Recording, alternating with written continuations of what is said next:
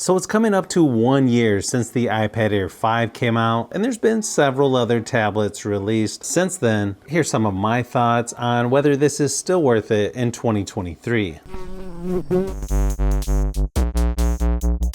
I can only think of a couple reasons why you wouldn't want this iPad in 2023. One reason being the battery life. This one lasted just over 5 hours in my battery drain test, which is at 100% screen brightness, so a little below average compared to some of the other tablets I've tested. But having said that, you have plenty of juice to get through a normal workday, especially if you turn the screen brightness down, because my testing is more of an extreme usage test. It also uses 20-watt charging, which isn't going to be the fastest out there. I know the Galaxy Tab S8 series goes up to 45-watt fast charging. Another reason you might not want to get the iPad Air is if you want a larger display, like on the iPad Pro 12.9 inch, or if you're talking Android, the Galaxy Tab S8 Plus has a 12.4 inch Super AMOLED display, which actually looks really nice in person. When you go up to a larger screen, like on those two, it's just a little easier to do things like drawing, taking notes, since you have a little bit more breathing room. And then I know some people out there are going to think that you have to get the iPad Pro models to get the best iPad experience. But for me, after using the iPad Air for a while, I'm just not sure if that's entirely true. You are going to get the M1 processor, which is still going to be one of the fastest processors you can get in a tablet. So it's going to be plenty fast enough for most things like gaming or even video editing. I feel like there's only a small percentage of people out there that would need the extra power and features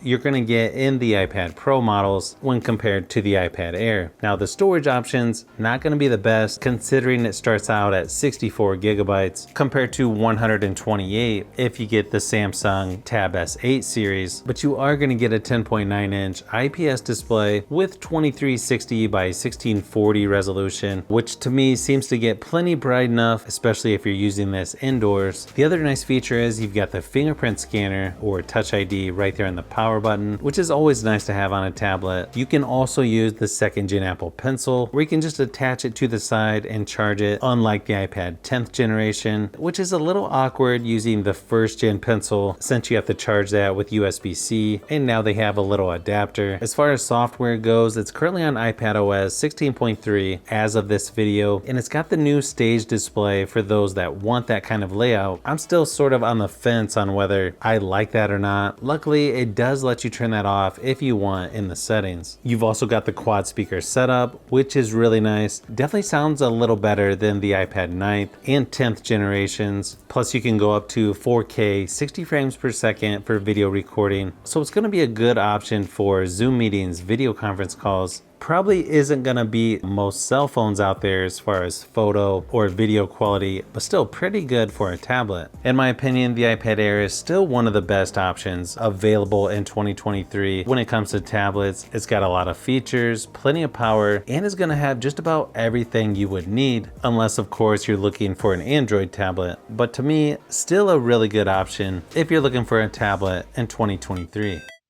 So if you've made it this far into the video, you may want to say thanks by subscribing, and don't forget to give a thumbs up if this video was helpful. This is Brian from Fishbee Productions. Thanks for watching, and I'll see you on the next one.